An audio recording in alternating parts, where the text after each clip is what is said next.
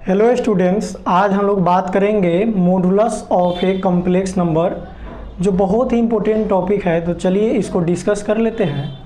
सबसे पहली बात दोस्तों, किसी भी कॉम्प्लेक्स नंबर को हम लोग a प्लस आयोटा b के फॉर्म में लिखते हैं। ठीक है, इतना तो आप लोगों को पता ही होगा।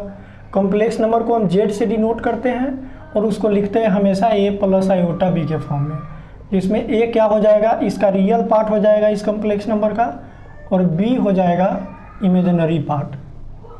ठीक है, अब देखिए, तो हमको समझना क्या है, मॉडुलस क्या होता है किसी कॉम्प्लेक्स नंबर का। अब एक बात हम लोग तो जानते हैं कि रियल पार्ट जो होता है उसको नंबर लाइन पे अगर हम लिखें तो नंबर लाइन पे एक्स एक्सिस पे लिखते हैं रियल पार्ट को और वाई एक्सिस पे लिखते हैं इमेजिनरी पार्ट को। ठीक है, तब यहाँ पे एक कॉम्प्लेक्स नंबर दिया हुआ है a प्लस आयोटा b।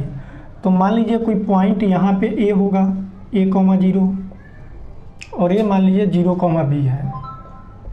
तो a प्लस आयोटा b को अगर कोऑर्डिनेट फॉर्म में लिखेंगे तो क्या आएगा, a,b।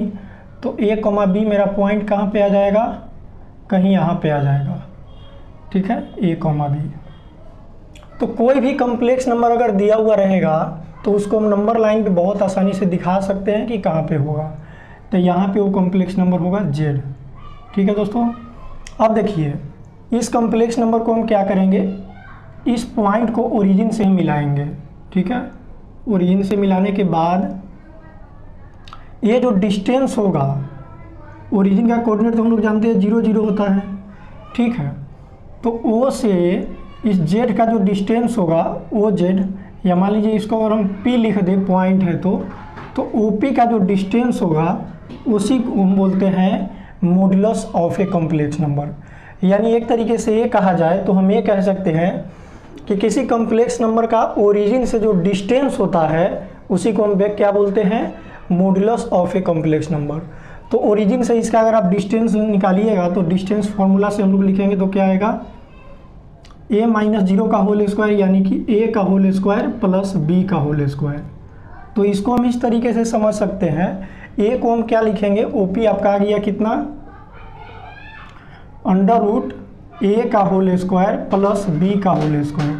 अब यहाँ पे देखिएगा a क्या है, इस कॉम्प्लेक्स नंबर का रियल पार्ट है, तो हम लिख सकते हैं रियल पार्ट ऑफ z, इसका होल स्क्वायर, और प्लस इसी कॉम्प्लेक्स नंबर का b क्या है, इमेजिनरी पार्ट है, तो इसको हम लिखेंगे इमेजिनरी पार्ट ऑफ z, इसका होल स्क्वायर। यानी किसी भी कॉम्प्लेक्स नंबर का मॉडुलस अगर निकालना होगा तो हम क्या करेंगे, रियल पार्ट का whole square plus imaginary part का होल स्क्वायर। चलिए इस पे हम एग्जांपल कर लेते हैं। मान लीजिए कि एग्जांपल आपका दे रखा है कोई कॉम्प्लेक्स नंबर 4 + 3 आयोटा, इसका क्या करना है, हमको मॉडुलस बताना है। तो इसका मॉडुलस क्या हो जाएगा, डायरेक्ट इसका मॉडुलस हो जाएगा z इक्वल टू दे रखा है, तो z का मॉडुलस हो जाएगा आपका अंडर रूट में रियल पार्ट का होल स्क्वायर, यानी 4 का होल स्क्वायर और प्लस 3 का होल स्क्वायर। तो 4 का स्क्वायर कीजिएगा तो 16, 3 का स्क्वायर कीजिएगा तो 9, ये आ गया अंडर रूट में 25, और 25 का रूट क्या हो जाएगा, 5। यानी इस कॉम्प्लेक्स नंबर का मॉडुलस कितना हो गया, 5। ठीक है दोस्तों, तो किसी भी कॉम्प्लेक्स नंबर का आपको निकालना हो मॉडुलस, तो आपको सीधा सीधा क्या करना है, रियल पार्ट का whole square plus imaginary part का होल स्क्वायर। अब कुछ क्वेश्चन ऐसे होते हैं जो a प्लस आयोटा b के फॉर्म में नहीं दिया हुआ रहता है, तो आपको सबसे पहले क्या करना पड़ेगा, उसको किसी भी तरीके से इस फॉर्म में चेंज करना पड़ेगा, और चेंज करने के बाद इस फॉर्मूला को अप्लाई कीजिएगा तो इसका मॉडुलस निकल जाएगा। ठीक है दोस्तों, मिलते हैं नेक्स्ट वीडियो में इसी तरह के इंपॉर्टेंट वीडियो के साथ। अगर मेरा वीडियो आप लोगों को अच्छा लगा तो मेरे चैनल को सब्सक्राइब कर लीजिए नेक्स्ट वीडियो के लिए।